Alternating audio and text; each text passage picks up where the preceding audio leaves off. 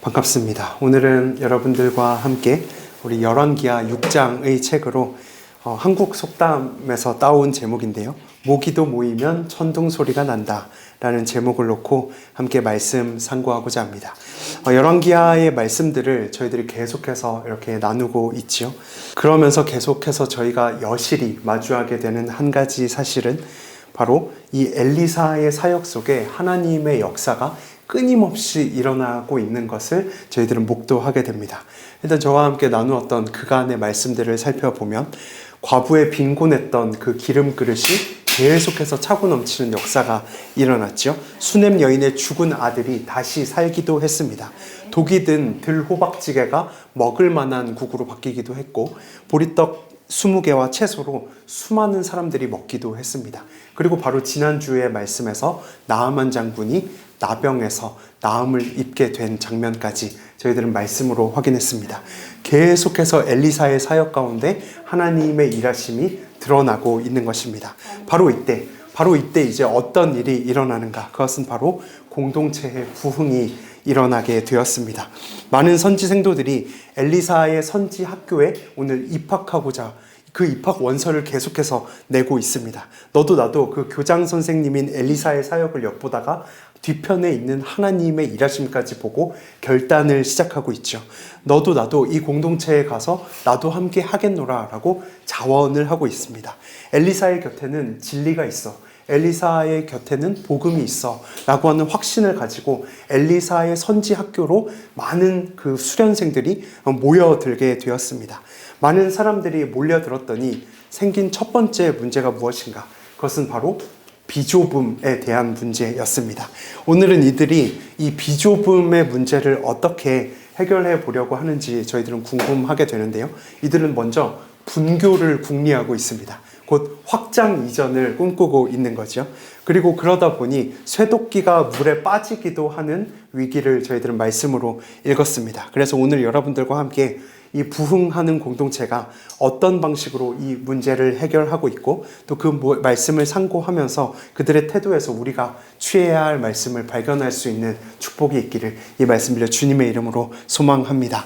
자, 그러면 본격적으로 1절부터 시작하도록 하겠습니다. 1, 2절 말씀 함께 읽겠습니다. 시작. 선지자의 제자들이 엘리사에게 이르되 보소서 우리가 당신과 함께 거주하는 이곳이 우리에게는 좋으니 우리가 요단으로 가서 거기서 각각 한 제목을 가져다가 그곳에 우리가 거주할 처소를 세우사이다 하니 엘리사가 네, 선지자의 이 학교가 오늘 좁아 터지는 축복 가운데 있습니다. 우리 메시지 처치 또한 이 좁아 터지는 은혜가 넘쳐나기를 주님의 이름으로 소망합니다. 마치 요즘에 메시지 처치는 이 엘리사의 선지 학교처럼 그 작은 불씨가 붙은 것 같고 뭔가 예배의 열기라는 것이 생겼고 뭔가 생동감이 있고 생기가 생기지 않았습니까? 계속해서 이 예배 공간에 대한 고민도 저희들이 함께 이어가고 있고 기도 제목이기도 합니다. 그런데 바로 이때 이 성경 속의 구성원들은 어떤 자세로 이 불씨를 이어가고 있는가? 우리 첫 번째 묵상인데요. 한번 따라하겠습니다. 우리가 솔선수범해야 합니다. 네, 오늘 성경은 가장 먼저 단합과 단결에 대한 본문을 외치고 있는 건데요. 반복해서 나오는 성경의 그 외마디는 바로 우리가 라고 하는 것입니다. 우리에게 이곳은 좁다. 우리가 요단으로 넘어가자. 우리가 제목을 가져다가 우리가 처소를 세워보자 라고 소리 지르고 있는 것입니다. 사실 엘리사 선지자 학교에 지금 주요한 권위는 교장 엘리사가 있습니다. 그러니까 처소를 세우고 싶어도 교장이 세우자고 소리를 질러야 되는데 오늘 본문을 보니 교장이 소리를 지르는 것이 아니라 제자들이 직접 우리가 좁다. 우리가 세우자. 라고 소리치고 있는 것입니다. 사실 엘리사는 우리라고 하는 이 표현을 통해서 한마음 공동체가 되어서 솔선수범하면서 하나님 나라의 확장을 지금 꿈꾸고 있는 것입니다. 어느 하나 한 명도 얼마나 잘하나 보자 이런 회색지대에 꽁꽁 숨어있는 구경꾼이 없고 구경꾼이 아니라 구성원이 되어서 우리가 해보자 라고 지금 소리를 치고 있는 것입니다. 오늘 제목이기도 한데요. 모기도 모이면 천둥 소리가 난다. 이것은 힘없 소규모고 미미하지만 그들이 함께 모여서 소리치면 엄청난 힘을 낼 수 있다라는 뜻이지요. 영국 속담에는 이런 속담도 있습니다. 지푸라기가 많이 모이면 코끼리도 묶을 수 있다. 뭐 이런 속담도 있습니다. 자, 그렇다면 우리가 이제 이렇게 모인 우리가 어떤 것을 할 수 있는가? 저희들은 생각해 봐야겠죠. 마치 저희들이 모인 이 작은 공동체는 모기와도 같습니다. 왜냐하면 오늘 이 성경 시대의 배경으로 봤을 때 지금 모여있는 이 선지 생도들은 그 시대적으로 봤을 때 엄청난 핍박을 받고 있거든요. 그럼에도 불구하고 그 가운데서 우리가 뭔가 할 수 있는 것을 해보자 라고 소리를 치고 있는 것입니다. 자, 그렇다면 우리도 이 선지 생도의 입장에 서서 우리가 무엇을 할 수 있는가? 그것을 알려면 가장 첫 번째로 저희들이 취해야 할 태도는 바로 교회를 관찰하는 것입니다. 이 땅의 교회를 그리고 메시지 처치를 사랑한다면 여러분들도 교회를 둘러보고 유심히 관찰하는 것이 필요합니다. 자, 오늘 본문 말씀의 1절에 보면 우리에게는 좁으니 라고 기록하고 있습니다. 무슨 말입니까? 둘러봤다는 것이죠. 이 교회의 형편을 둘러보고 필요를 깨닫고 그 필요한 부분에 하나님의 사랑을 쏟아붓고 있는 것과도 같습니다. 구경꾼으로 온 것이 아니라 구성원이 되어서 할 수 있는 것이 무엇인지를 찾고 있는 제자들의 모습을 저희들은 먼저 발견할 수 있게 되는 것입니다. 이 부분에 대해서 우리 성도님들은 너무나도 잘 하고 계신다고 생각하고 우리 성도님 너무 섬김에 열심을 다해 주셔서 항상 감사한 마음입니다. 그런데 이번 주에 이제 그 6분의 방문자 성도님들이 저희 교회 오셨잖아요. 근데 오늘은 그분들이 등록을 해주셨습니다. 네, 그래서 이제 주중에 이제 그분들과 식사하는 자리가 있었습니다. 그래서 저희 그 김지용 목사님과 저를 굉장히 꽃밭같이 예쁜 그런 자연 속에 있는 어떤 브런치 카페에 저희를 데려가 주셔서 막 맛있는 밥을 섬겨 주셨어요. 그래서 뭐 참 행복하고 좋은 대화들도 많이 나눴는데 제가 많은 그 대화의 문장들이 생각나지만 가장 감사하고 기뻤던 대목이 뭐였냐면 거기 집사님께서 이런 말씀 하시더라고요. 우리가 이번 주에 김밥을 준비하려고 한다. 이렇게 이야기하시면서 우리가 나가서 피크닉 나가서 같이 꽃잎을 보면서 예쁜 벚꽃을 보면서 김밥을 먹었으면 좋겠다. 이렇게 말씀하시더라고요. 교제의 장을 열어보려고 먼저 손을 내미신 거죠. 우리가 김밥을 싸우겠다. 저는 그 김밥이 좋아서 행복한 게 아니라 김밥보다는 교회를 위해서 필요한 무언가를 향해 달려드는 그 돌진의 자세가 너무 행복했다는 사실입니다. 저희 또한 우리가 할 수 있는 일을 찾아서 메시지 처치의 군데군데 구석구석을 살피면서 없는 것 빼고 다 있는 이 교회 가운데 연약한 부분은 무엇인지 살피고 그곳에 필요한 곳에 하나님의 사랑과 또 여러분들의 시간과 여러분들의 재정을 쏟아 부어낼 수 있어야 됩니다. 그럴 때 비로소 교회는 한층 더 건강한 교회로 자라갈 수 있게 되는 것입니다. 우리가 말은 잘합니다. 우리 언제 한번 밥 먹어요 뭐 이런 말 너무 잘하죠. 하지만 말만 하는 것에서 그치는 것이 아니라 수첩에다가 날짜를 잡고 진짜로 실행에 옮겨야만 합니다. 우리가 이렇게 해보자. 우리에겐 좁다. 우리가 제목을 가져다가 우리의 것으로 요단으로 가서 처소를 세워보자 라고 하는 결단이 오늘 말씀 속 제자들에겐 확고히 서 있었다는 사실입니다. 교회가 지어져 갈 때 이런 솔선수범의 자세는 사실 너무나도 중요합니다. 왜냐하면 그 솔선수범이 그 교회의 첫인상이 되고 그 첫인상을 따라 교회는 그 뒤이어 오는 성도들은 다 보고 배우며 전염이 되기 때문에 그렇습니다. 그러므로 다양한 신앙생활의 모습에서 우리는 항상 경건의 본을 보이려고 애를 써야만 하는 것입니다. 예를 들어서 여러분들이 주일 성수에 목숨을 걸어야 합니다. 내키는 대로 빠지면 그 뒤에 줄줄이 사탕처럼 내키는 대로 빠지는 성도들이 따라 붙을 수밖에 없습니다. 헌금 생활도 마찬가지입니다. 교회 이곳에 가장 먼저 오시면 헌금을 넣으시고 혹은 삐뚤어진 의자가 보이면 바로 잡고 쓰레기가 떨어져 있으면 줍고 그 모든 것이 이 교회의 첫인상이 될 수 있다는 사실입니다. 많은 사람들은 그 첫 성도의 모든 행위를 따라서 뒤에 와서 나도 저렇게 해야 되겠구나 라고 하는 것을 배우기 마련입니다. 그 습관은 잘 고쳐지지 않는 것입니다. 우리 여기 마우이 목사님 계신데 저희 아버지가 옛날에 했던 설교 예화로 많이 말씀하셨던 부분 중에 그 남해에서의 목회 생활을 나누신 적이 있었어요. 근데 그 남해는 이제 미신이 굉장히 장악했던 그런 작은 마을이었죠. 근데 그곳에 무당이 한 10대 명이 있었다고 제가 듣게 되었습니다. 그런데 그 무당이 어느 날 이제 저희 그 마오이 목사님 다 전도를 하는 거예요. 그래서 줄줄이 사탕처럼 무당들이 이제 교회에 등록을 하고 이제 뭐 오게 된 거죠. 근데 당시에는 산기도라는 것이 있어서 산기도에 올라갔다라는 이야기를 제가 기억하고 있습니다. 근데 그분들이 올라가서 기도를 하는데 대상은 하나님인데 그들의 기도가 어땠는지 말씀하신 적이 있습니다. 뭐라 그랬냐면 마치 방울을 흔들면서 귀신을 부르듯이 그렇게 방방 뛰면서 산기도를 하던 그들의 모습을 마오이 목사님이 얘기하신 적이 있습니다. 왜 그랬을까요? 그들에게 있어서 기도란 습관이 그렇게 잡혀 있었기 때문에 그렇습니다. 그렇지 않을까요? 하나님을 부르고 있는데도 자기가 예전에 귀신을 부르던 그 습관을 버리지 못한 것입니다. 그럼 그 뒤에 많은 사람들이 그 무당을 보고 뭐라고 생각할까요? 기도는 저렇게 하는 건가? 뭐 이렇게 생각할 수도 있지 않을까요? 그만큼 교회에서 먼저 첫인상으로서 무엇을 어떻게 하는지는 너무나도 중요한 것입니다. 그 경건의 본을 많은 사람들이 따르기 때문에 그렇습니다. 그러므로 여러분들의 신앙생활, 그리고 여러분들의 헌금생활, 여러분들의 주일 성수, 이것이 누군가에게 본보기가 된다는 것을 경각심을 가지시고 아주 사소한 것에서부터 하나님의 열심을 따라 그 신앙생활에서 최선을 다해 달려갈 수 있기를 오늘 제가 부탁을 드리는 것이 아니라 오늘 바로 이 본문 말씀이 여러분들을 향해서 요청하고 있는 것입니다. 네, 계속해서 이제 말씀 볼 텐데요. 두 번째는 이들의 태도가 어떻게 미자립에서 자립으로 진행되고 있는지를 저희들은 또한 엿볼 수 있게 되는데요. 우리 한번 말씀 읽도록 하겠습니다. 시작. 그 하나가 엘리사가 이르되 내가 가리라. 아멘. 교회가 좁아서 교회를 짓겠다는데 그 마음에 얼마나 당당함이 있을까요?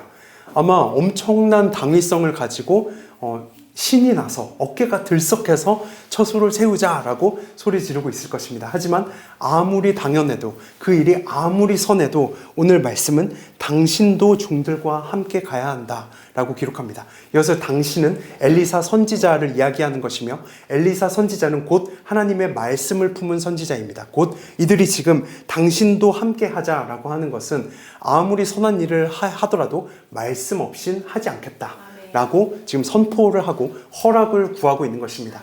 우리가 제 아무리 선한 섬김을 한다고 해도 우리도 언제나 기도하며 하나님께 묻고 그 응답에 따른 결단으로 섬김의 자리로 나아갈 수 있어야만 하는 것입니다. 찬양에도 그런 가사가 있죠. 주님 말씀하시면 내가 나아가리다. 주님 뜻이 아니면 내가 멈춰서리다. 주님의 뜻을 묻고 섬김의 자리로 나아가는 것입니다. 성경에도 이런 본문은 너무 많이 기록되어 있는데요. 우리 한번 같이 말씀 읽도록 하겠습니다. 시편 말씀 시작. 여호와께서 집을 세우지 아니하시면 세운 자의 수고가 헛되며 여호와께서 성을 지키지 아니하시면 그들의 열심이 헛되도다. 아멘.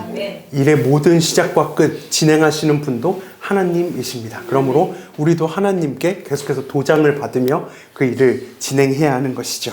함께 다시 한 번 더 읽겠습니다. 시작. 이제는 지나는 일에 너희 보기를 원하지 아니하노니 이는 만일 주께서 허락하시면 얼마 동안 너희와 함께 머물기를 바랍니다. 아멘. 보십시오. 그 대단한 사람 믿음의 바울도 하나님께서 허락하셔야만 움직이던 그런 성경 인물이었다는 사실입니다. 주께서 허락하시는지 거절하시는지를 정확히 묻고 허락하시면 가고 거절하시면 멈추는 그런 생활을 보여주고 있는 것입니다. 마치 히브리서 저자는 이같이 이야기했습니다. 함께 읽겠습니다. 시작. 하나님께서 허락하시면 우리가 이것을 하리라. 아멘. 거꾸로 말하면 하나님께서 허락하지 아니하시면 우리가 이것을 하지 않겠노라 라고 저희들이 이 말씀을 받아들여야만 합니다. 그러므로 우리 메시지처치 성도님들이 나아가는 그 모든 길에 혼자서 아무리 좋은 일이라도 독불장군처럼 달려가지 마시고 하나님의 뜻을 묻고 하나님께 허락을 받으며 나아가는 저희 모두가 될 수 있기를 주님의 이름으로 소원합니다. 자, 그럼 계속해서 말씀 볼 텐데요. 5절 말씀 읽겠습니다. 시작. 한 사람이 나무를 벨 때에 쇠도끼가 물에 떨어진지라 이에 외쳐 이르되 아 내 주여 이는 빌려온 아멘. 저 오늘 말씀에도 위기는 찾아왔습니다. 대단한 열심을 가지고 온 이 섬기는 이들이 빌려온 쇠도끼를 그만 어디에 빠뜨렸습니까? 물에 빠뜨렸기 때문에 그렇습니다. 여기서 빌려왔다라는 말은 원어에서 구걸해온 것입니다. 당시의 쇠도끼는 이 청동시대에서 철기시대로 넘어가던 약간 중간기였기 때문에 이 성경의 배경에서 볼 때 지금 이 한 사람의 1년 연봉과도 맞먹는 가격을 지닌 것이 바로 이 쇠도끼였습니다. 지금은 철물점 가서 도끼를 구해올 수 있지만 이 당시 성경시대에서 쇠도끼는 굉장히 값진 물건이었다는 것입니다. 이것을 지금 우리 시대로 환산하고 재해석하면 마치 우리가 아버지의 고급 승용차를 타고 나갔다가 싱크홀에 그냥 또랑에 그냥 빠뜨린 것과도 같은 성경의 장면입니다. 저희 아산 성전에는 포크레인 운용하시는 분이 두 분이나 계세요. 그래서 한 분, 어떤 두 분의 집사님과 형제님이 계신데 두 분 다 포크레인을 이렇게 운용하시거든요. 그랬더니 저희 아산 성전의 찬희 성도님이 메시지 처치 건축은 빨리 할 수 있겠다고. 네. 그리고 저도 사실 공병대대에서 포크레인을 싣고 다니는 운전병으로 나왔었거든요. 그럼 제가 이 말씀을 한번 요즘 시대로 재해석을 해보자면 우리 아산성전의 두 집사님이 어느 회사에서 포크레인 2대를 끌고 메시지 처치를 세워보자고 끌고 왔습니다. 자, 그런데 아멘이 네, 아멘 감사합니다. 자, 그런데 회사의 그 중장비를 멋지게 빌려와서 땅을 파고 교회를 세워보려고 했는데 그 쇠도끼를, 그 포크레인을 땅속에 그만, 또랑에 그만 뽁하고 빠뜨려서 물어주게 될 수밖에 없게 된 사실입니다. 사실 이 사단은 얼마든지 섬김의 그 과정 가운데 사단의 방해로 얼마든지 찾아올 수 있는 위기입니다. 만약 쇠도끼를 빌려준 사람이 비그리스도인이었다면 어떻게 될까요? 이것은 이제 더 큰 문제가 되죠. 하나님의 공동체가 왜 저래? 교회를 짓겠다더니 왜 저래? 라고 하면서 어떤 하나님의 성호에 때가 묻게 되기도 쉽습니다. 하나님의 영광을 가리기에도 너무 큰 지금 타격이 있는 장면인 것이죠. 그러므로 이 말씀에서 저희가 먼저 작게 적용해 볼 문제는 우리 또한 하나님의 일을 한다고 할 때 외인들, 저 밖에 있는 누군가에게 지탄을 받지 않도록 책 잡힐 일이 없도록 이 쇠도끼를 잘 간수해야만 한다는 사실을 저희들은 적용할 수 있습니다. 합당한 매너를 가지고 교회 밖의 사람들에게 불상사가 일어나지 않도록 착한 행실을 먼저 보여주어야만 한다는 사실입니다. 우리는 소위 세상에서 그리스도인으로서 빛과 소금으로 살아가야 한다고 말하곤 하죠. 하지만 저 밖의 사람들은 우리를 빛과 소금으로 보는 것이 아니라 빛과 세금을 내지 않는다고 노려보고 째려보고 있지 않습니까? 그러므로 우리들끼리는 얼마든지 빛과 소금 하기가 사실 쉽습니다. 왜냐하면 우리 안에서는 다 용납하고 포용하고 용서해 주기가 쉽기 때문에 그렇습니다. 저희들끼리는 빛과 소금을 잘 할 수 있어요. 그런데 저 바깥에서는 그렇지 않다는 것입니다. 여러분들은 주변의 비그리스도인에게 지금 어떤 시선으로 비춰지고 있습니까? 여러분들이 성도다운 그 본분을 가지고 그들에게 올바른 행실을 보여주고 있는지 우리 말씀을 거울 삼아서 오늘의 이 말씀을 거울 삼아서 저희들은 돌아봐야만 하는 것입니다. 제 아무리 모기가 모여서 천둥 소리를 낸다고 해도 그것이 바깥 누군가에게 소음으로 비춰지지 않도록 우리는 부단히 애를 써야만 한다는 사실입니다. 그때 우리는 빛과 소금으로 진짜 살아갈 수 있게 되는 것입니다. 우리 메시지 처치 성도님들이 그 어렵게 빌려온 그 열심의 쇠도끼를 잘 간수하시고 나아가서 하나님의 영광을 가리우는 그 오류를 범하지 않을 수 있기를 이 말씀 빌려 주님의 이름으로 소망합니다. 자, 그럼 계속해서 묵상 이어갈 텐데요. 6절과 7절 말씀 읽겠습니다. 시작. 어디에 가셨느냐? 그곳을 보이는지라 엘리사가 나뭇가지를 베어 물에 던져 쇠도끼를 떠오르게 하고 이르되 너는 그것을 집으라 하니 그 사람이 손을 내밀어 아멘. 이 말씀에서 저희들이 적용할 수 있는 적용점이 본문을 그냥 여실히 쳐다봤을 때는 아, 나도 이 쇠도끼를 좀 나한테 잘 여미고 고정해서 쇠도끼를 물에 빠뜨리지 말아야겠다. 뭐 이런 적용이 1차적 적용이었다면 이제 사실 다른 관점으로 들여다보면 그것은 바로 구속사적 관점입니다. 여러분들은 이 쇠도끼를 보면서 어떤 생각을 하셨습니까? 저희들은 바로 절대 건져 올릴 수 없는 그 쇠도끼가 우리 자신인 것을 묵상해낼 수 있어야만 합니다. 세상에는 두 가지 힘이 있습니다. 하나는 떨어질 수밖에 없는 중력, 그리고 떠오를 수밖에 없는 부력이 있습니다. 하지만 중력과 부력, 이 두 가지 힘은 모두 다 하나님께서 통치하시고 주관하십니다. 우리들은 원래 깊은 곳에, 흑암 속에 떨어질 수밖에 없는 존재였습니다. 하지만 하나님의 은혜로 하나님께서 우리를 건져 올리셨습니다. 근데 오늘 그것을 하고 있는 게 무엇인지 봤더니 작은 나뭇가지 하나를 던져서 쇠도끼가 떠오르게 하는 것입니다. 이것은 3차원적인 생각에서는 절대로 있을 수가 없는 일입니다. 하지만 나뭇가지가 던져졌을 때 그 쇠도끼는 떠올랐다라는 사실입니다. 그러면 이 나뭇가지는 무엇으로 해석해서 저희들은 묵상해 볼 수 있을까요? 그것은 바로 이 땅에 예수 그리스도가 오셔서 십자가의 죽으심으로 말미암아 저희들이 떠오를 수 없었지만 건져냄을 받고 다시 한 번 더 하나님의 손에 붙잡힌 쇠도끼처럼 저희들은 묵상될 수 있는 것입니다. 좀처럼 떠오를 수 없는, 소망도 없이 흑암 속에서 영원히 죽을 수밖에 없는 그 쇠도끼가 바로 우리 자신이다 라는 사실입니다. 우리 한번 따라해 볼까요? 쇠도끼는 바로 우리입니다. 바로 우리입니다. 아멘. 이 나뭇가지가 하고 있는 일을 생각해 보면 저희들은 오늘 종려주일로서 이 나뭇가지에 대한 묵상을 충분히 더 확대해서 이어갈 수 있게 됩니다. 여러분들 종려나뭇가지를 보셨습니까? 종려나뭇가지는 칸 영화제에서 대상격인 황금 종려상이라고 하는 트로피에 이렇게 모형으로 그 종려나무 가지가 새겨져 있습니다. 절대적인 생명력을 가지고 있는 것이 특징인데요. 종려나무는 무려 100년을 산다고 합니다. 몇 년을 산다고요? 100년을 삽니다. 100년을 사는데 신기하게 처음 30년은 아무 열매도, 단 한 톨의 열매도 내지 않고 뿌리만 내리고 그냥 솟아나기만 합니다. 그런데 30년이 지나고 나서 나머지 남은 수명 70년 동안은 매해 227kg의 열매를 냅니다. 그래서 70년 동안 그 평생 한 그루의 나무가 30톤의 열매를 맺고 죽는 나무. 그러니까 그 나뭇가지가 던져졌다는 것은 그 뒤로 따라올 엄청난 생명력에 대한 열매가 약속되어 있다는 사실을 저희들은 알 수 있게 되는 것입니다.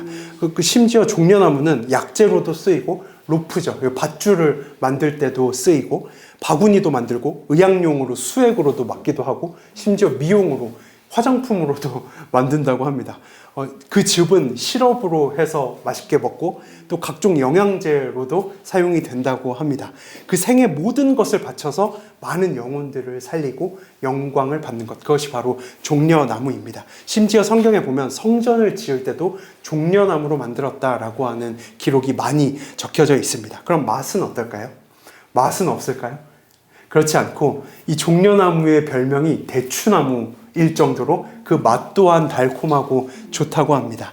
사람들은 이 종려나무 가지를 흔들면서 메시아로 오실 크고 존귀한 예수님이 이제 성대하게 맞이해 보려고 애를 썼죠. 그 종려나무 가지를 흔들면서. 하지만 예수님은 훨씬 더 초라한 모습으로, 초췌한 모습으로 어린 나귀 한 마리를 타고 오셨을 뿐입니다. 사람들은 그 종려나무 가지를 흔들면서 어떤 생각을 했는지 몰라도 아마 승리와 영광의 상징으로 흔들었겠죠. 하지만 예수님은 어떤 생각을 하셨을까요? 내가 나무에 달려 돌아가 죽어야 하는데 나는 죽지만 많은 생명을 살릴 수 있어 라고 하는 묵상을 예수님께서는 하시지 않으셨을까요? 그러므로 종려나무는 곧 이 나뭇가지가 오늘 하고 있는 일을 충분히 묵상하게 만들고 있는 것입니다. 종려나무는 심지어 굵고 곁가지가 그렇게 많지 않다고 합니다. 오직 하늘만 향해서 쭉쭉 뻗어 올라갑니다. 마치 진리만을 추구했던 예수님의 모습과도 참 많이 닮아 있다는 묵상을 하게 됩니다. 그 십자가의 죽으심이 쇠도끼 같은 우리를 오늘 전부 다 건져 올린 것입니다. 우리는 이 구원의 감격을 가지고 다시 한 번 더 힘을 낼 수 있어야만 합니다. 여러분이 그간 섬겨오던 그 모든 신앙생활의 장면에서 쇠도끼는 빠질 수도 있다고 저는 위로를 드리고 싶습니다. 하지만 하나님은 그 쇠도끼를 다시 떠오르게 만들고 마시며 우리는 그 다시 한 번 더 떠오른 쇠도끼를 가지고 그것을 향해 집어야 하는 미션이 저희들에게 주어진 것입니다. 마지막 말씀인데요. 함께 읽겠습니다. 시작. 이르되 너는 그것을 집으라 하니 그 사람이 손을 내밀어 아멘. 우리 옆 사람과 인사하겠습니다. 줘도 못 먹냐? 네. 하나님께서 쇠도끼를 일으키셨습니다. 자, 그러면 이 쇠도끼가 떠올랐을 때 우리에게도 필요한 것이 있습니다. 우리가 더러워도, 우리가 귀찮아져도 바로 그 물속으로 다시 한번 달려 들어가는 것입니다. 하나님이 응답을 주셨는데도 저는 물속에 들어가진 않겠습니다 라고 하는 사람들은 줘도 못 먹는 성도입니다. 그러므로 천국도 침노하는 자일 것 아닙니까? 하나님이 응답하셨을 때 저들 응답에 마땅한 행위로 다시 한 번 더 달려가 그 쇠도끼를 집어낼 수 있어야만 합니다. 그럼 이제 그 쇠도끼를 집었으니 이 공동체는 어떻게 되겠습니까? 다시 한 번 더 이 교회를 지어가는 것이죠. 혼자 지어가는 것이 아니라 오늘 저희가 부를 찬양처럼 함께 지어져 가는 것입니다. 우리끼리만이 아니라 예수님과 함께, 말씀과 함께, 주님의 허락과 함께 계속해서 이 교회는 지어지게 되는 것입니다. 여러분들이 다시 한 번 더 이 쇠도끼를 잡으시고 또 이 쇠도끼를 많이들 빌려오시고 이 교회를 관찰하시고 계속해서 둘러보셔서 이 교회를 멋지게 하나님의 공동체로 만들어내는 그 장본인이 여러분들이 될 수 있기를 이 말씀 빌려 주님의 이름으로 축원합니다. 아멘.